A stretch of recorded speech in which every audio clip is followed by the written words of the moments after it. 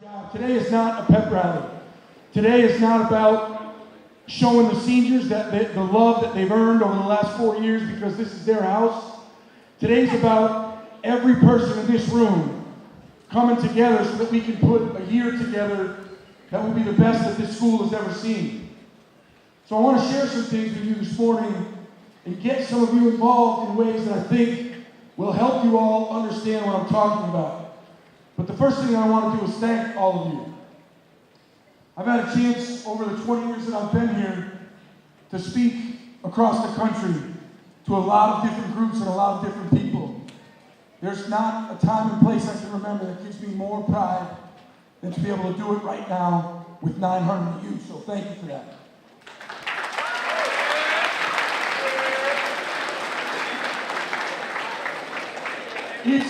It's definitely warm in here, so we're gonna have to get through it together. But everything that we do, folks, everything that we do, not just as students, but everything we do as adults, if we're truly working to grow and get better and keep climbing, everything that we do is a test. The first day of school, 100 degrees in the classroom, it's a test. Yesterday, another 100-degree day, it's a test. But everybody shows up this morning, everybody walks into the auditorium, ready to go. It's just another test. There are a lot of amazingly special and gifted people in this room. That's what I want to focus on for right now. This room is filled with people that have talents, strengths, and gifts that some of us will never see. There are people in this room that have talents, strengths, and gifts that they're a little bit apprehensive to show the rest of us. That's what we want to be different about this year. We want everybody in this room to understand that your talents, strengths, and gifts are what make you unique. They make you different.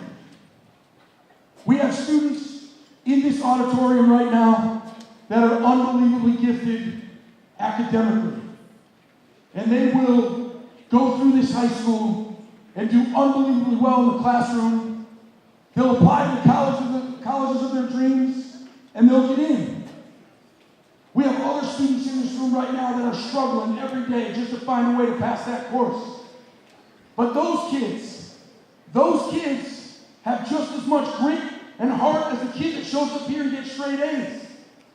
Because when it's tough, when it's hard, and you still show up, you still have the guts to walk through the door and show up, even though that English test isn't going to be easy.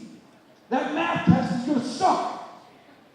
You don't know where to start studying for your history test, but you still show up every day and give it everything you have. Those kids are going to go on to do amazing things as well. We have singers, artists in this room. We have students in this room of every race, religion, ethnic background that you could imagine. We have gay and lesbian students. We have students of every walk of life in this room. And guess what we do here? We embrace that here. Because if everybody in this room knows that everybody else has their back, all we do is grow and get better. All we do is grow and get better. There's no one in this room, staff included, that's any better than anybody else. And as we all go, we will get better together. One person doing their own thing may do it okay. But if we have 900 people together, all on the same page, the stuff that we're able to accomplish will be amazing. I want to illustrate just a small example of what I mean by that. So I'm going to pick out a couple seniors. Austin, come on up for a second. Jay, come on up for a second.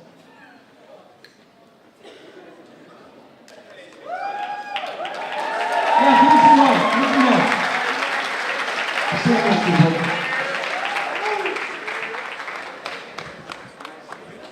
So when I tell you to, all you guys have to do is when I tell you to, when I say go, all you guys are going to do is one clap together. That's it. Pretty simple, right? Go. Did they do it together? Let's try it again. I mean, come on. Go. Go. Try it a different way. I'm going to say it one time, clap together. One time. Two times. Ready? Two times. Two times. All right, let's see, give me a hand. Now, hold on. How many of you could hear that clap all the way in the back? No. Not really, right? Okay, do me a favor. First two rows of seniors, stand up.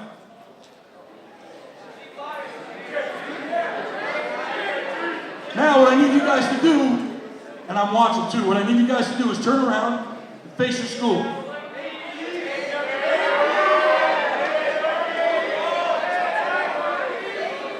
Okay, here's what I need you guys to do. All I'm going to say is one time, all of you together. One time, put your hands together. One time. One time. One time.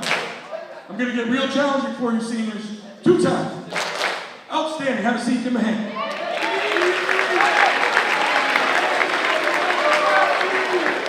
Now listen. As quietly and as quickly as you can. We're going to do this together. As quietly and as quickly as you can. It doesn't require you to say one word. When I say go, all 900 of you are just going to stand up. That's all you have to do. I want us, before you move, when I say go and you stand up, we should be able to hear a pin drop in here. Don't say a word. When I say go, stand up, we should be able to hear a pin drop. And go. Outstanding. Probably for the first time in your high school careers, especially for your sophomores, juniors, and seniors, you just did something with your entire school. Now we're going to up the challenge a little bit. Same thing I just did with Jade and Austin. Same thing I just did with the first two rows of seniors. Everybody pay attention. And one time. One time. One time. One time. We're going to get tricky now. Quiet, quiet, quiet. Quiet. Remember, everything is a test. Everything is a test. You got to stop looking at it just like English, math, science, social studies, foreign language. When you walk through this door every day, it's a chance to grow and get better. My inspiration comes from all of you. That's why these 70 teachers you see in the room right now, that's why they come in every day. Because we love you. We want you to do great things with your life. Here we go. Get ready. One time. That sucked. One time. Okay, looks better. Two times. Damn. Two times. All right. I don't know if this is going to work, but I'm going to try it anyway. Three times. Outstanding. Have a seat. Give yourselves a hand.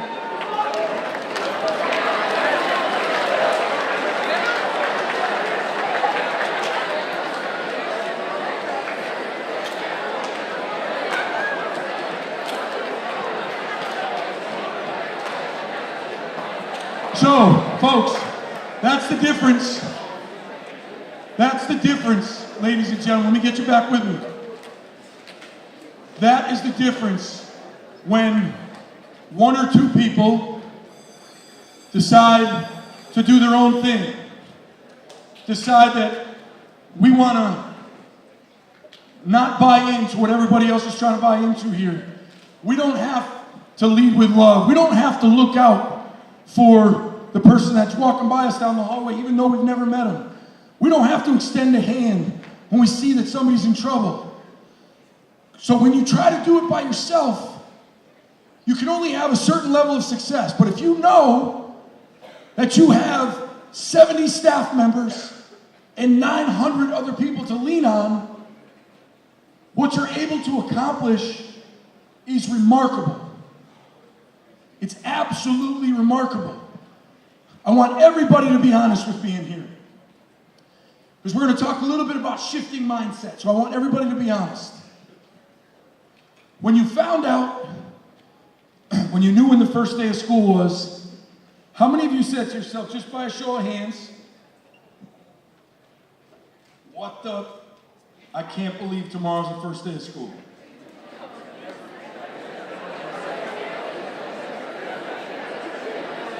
Okay, very good. Put your hands down. Very good. Now, I want you to think about this for 1 second. I want you guys to think about this for 1 second. Did that mindset change the fact that tomorrow was still the first day of school? Everything that we do, every single thing that we choose to do in our lives, not just as students, but as men and women, everything that we do, we have a chance to do better if we approach it with the proper mindset. I want to share a quick story with you guys. Years and years and years ago, there's a Cherokee Native American, and he's sitting with his grandson. Some of you may have heard this story before. And he's sitting with his grandson, and he says to his grandson, I have a huge struggle going on in my life. And the grandson looks at his grandfather and said, what's the struggle? He said, I'm struggling between two different wolves. And his grandson said, 2 wolves, Grandpa, what do you mean? He said, one wolf is anger. One wolf is hurt. One wolf is sadness. One wolf goes out to make other people's lives and experiences miserable. It's jealousy. It's envy. It's pain. And he said, the grandson said to his grandfather, what's the other wolf? And the grandfather said to him, the other wolf is happiness. It's respect. It's kindness. It's love. It's toughness. It's attitude. It's the wanting and needing every day to get a little bit better, just a little bit better than you were the day before. And the grandson said to the grandfather, which wolf is going to win? And the grandfather said, whichever one you feed the most. That's about mindset, folks. If you come into school and you know, well, I'll tell you what, it's going to be another hot day. This is going to suck. My classes are going to be too warm. Well, guess what? Every minute of the rest of that day is going to suck for you. And it doesn't matter if you're the smartest kid in the room or you're the kid that's struggling to get by or the kid that doesn't want to be here.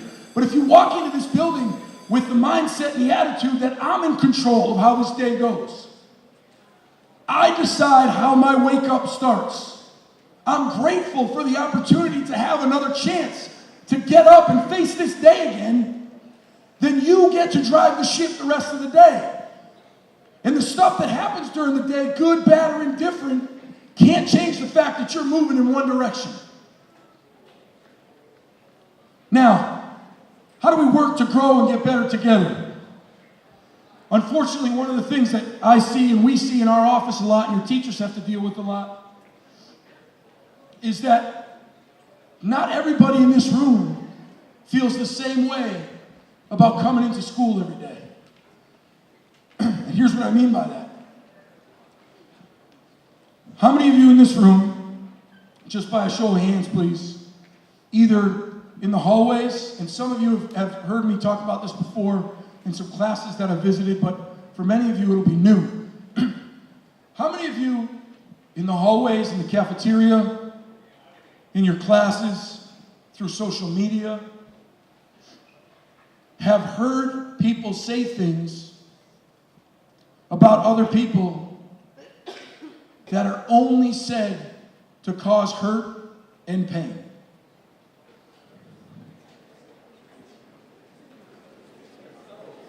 Okay, put your hands down. Thank you. So, I want to flip the script a little bit, okay? How many of you have ever seen this happen in the hallway?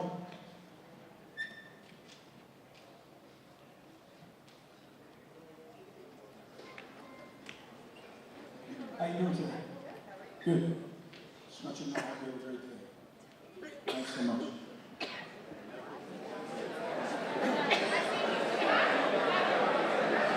Hold on now. How many of you are like, come on, man, that's ridiculous. It would never happen. Tell the truth from kids. It's okay, I get it.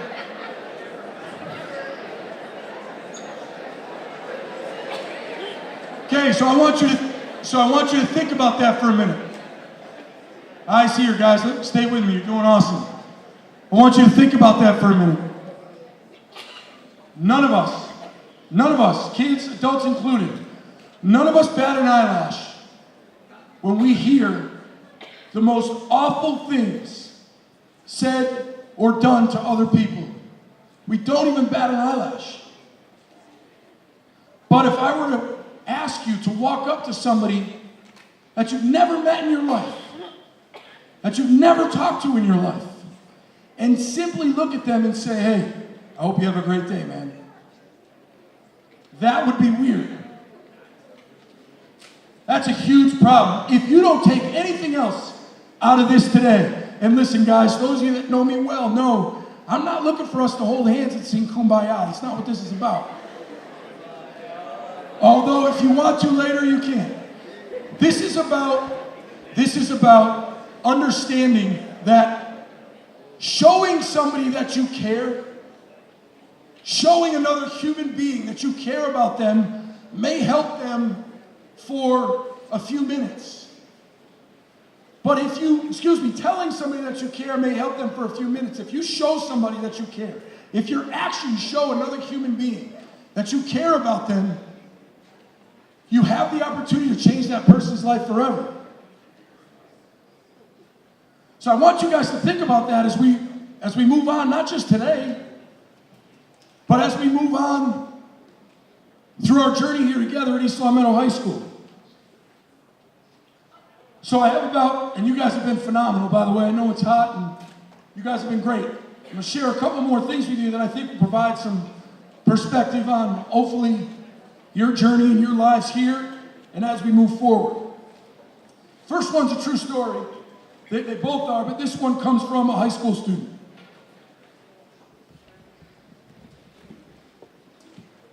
Ninth grader. He's one of those kids I was talking to you guys about before. Really didn't feel like he had a place at his school. Was picked on every single day by the cool kids.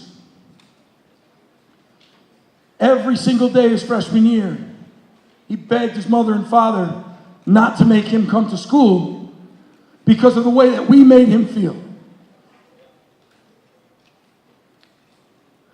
Every single day, Mom, Dad, please don't make me go. You have no idea.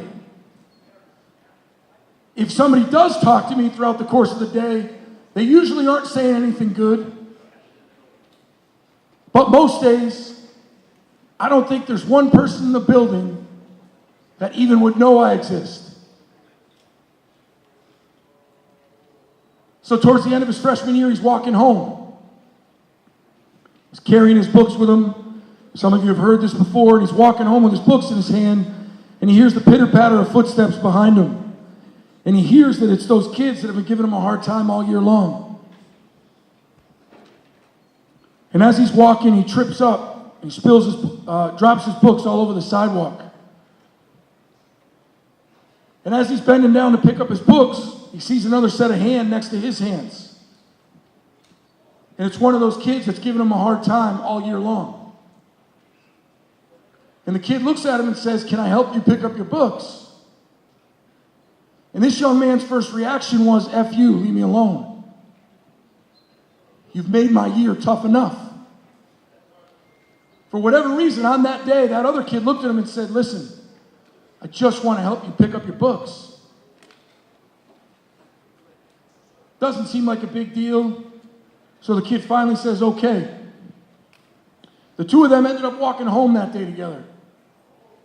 Over the next 3 years, they became best friends. They were inseparable.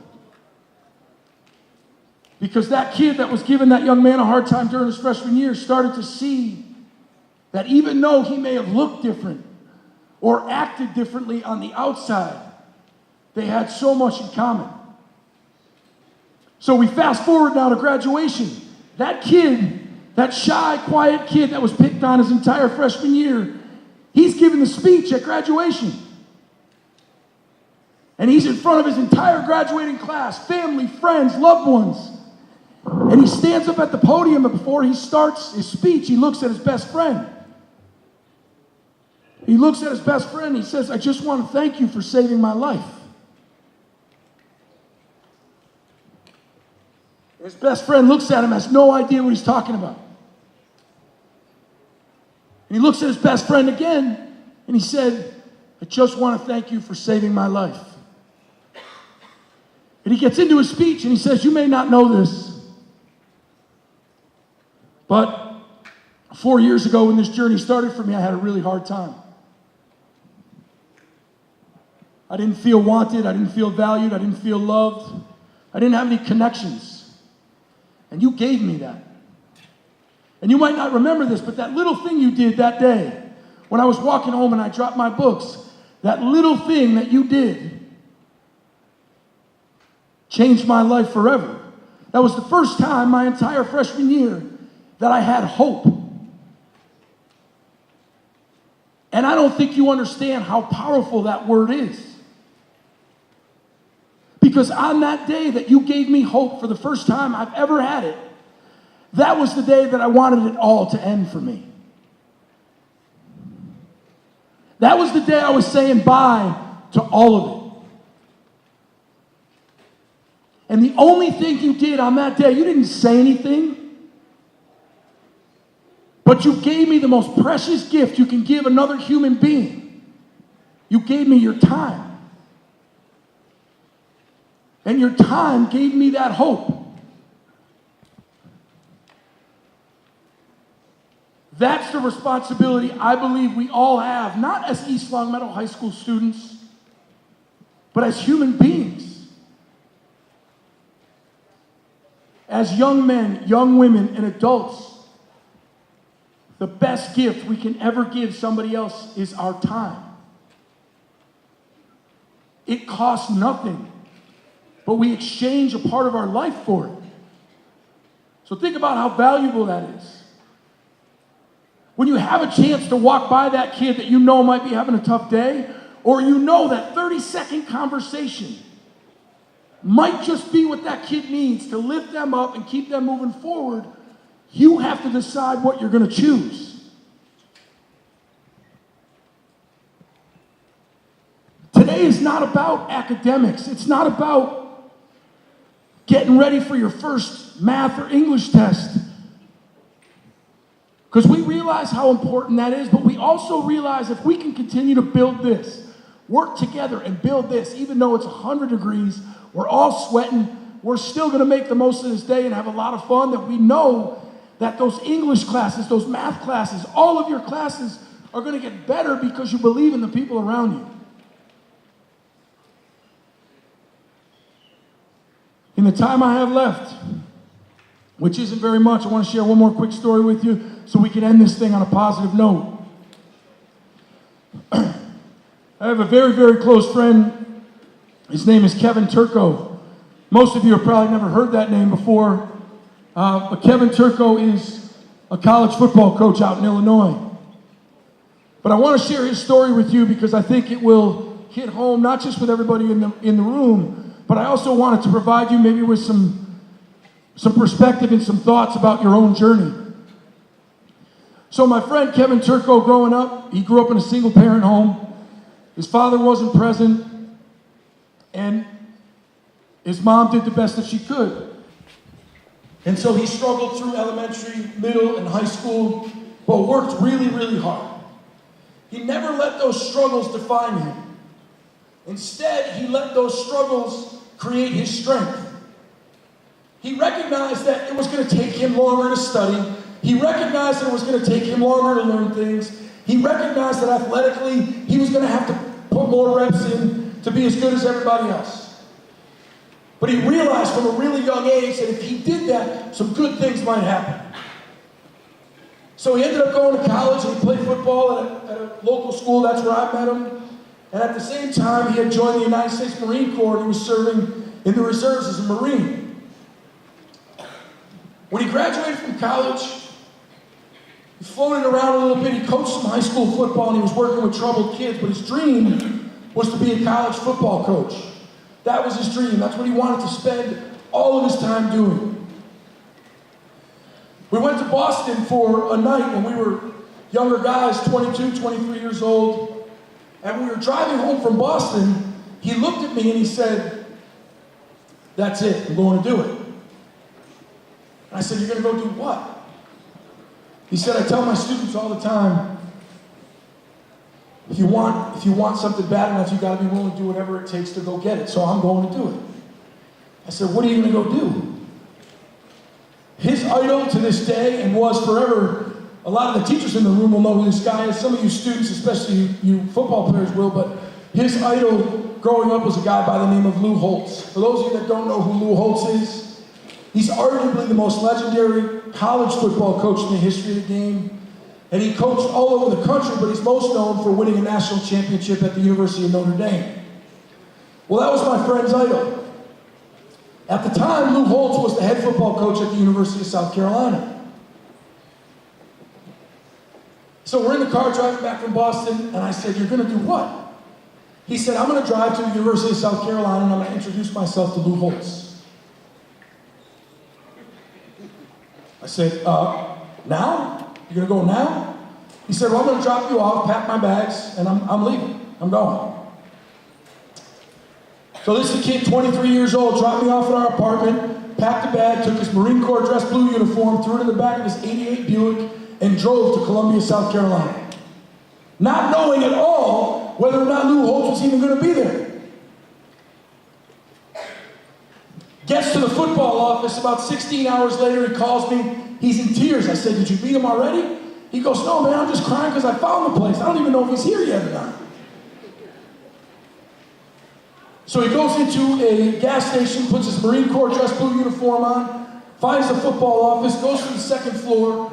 There's a Southern woman sitting at the front desk. It's the secretary of the football program. He walks up to her, he extends his hand, he said, "Good morning, ma'am. My name is Kevin Turco. I drove here from Springfield, Massachusetts in pursuit of a dream." She looked at him and said, "What?" He said, "Yes, ma'am. I just drove straight from Springfield, Massachusetts in pursuit of a dream. I'd like to meet Lou Holtz." She said, "Well, he's in a meeting. And do you have an appointment?" "No, I don't have an appointment, ma'am. I'll wait as long as it takes."